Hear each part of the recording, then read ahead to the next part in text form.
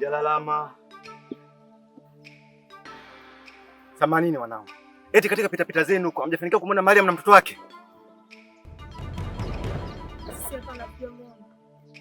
Jamani, hamjamwona Mariam na mtoto wake kulipotokea? Ni kweli shangazi hatujamwona. Jamani.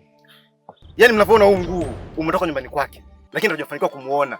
Sasa kama mmemuona, tuambieni jamani. Msimfiche, mimi mjomba wake na huyu ni shangazi yake. Sisi hatujamwona, tungemuona tungewaambia. Tunachelewa, tuondoke.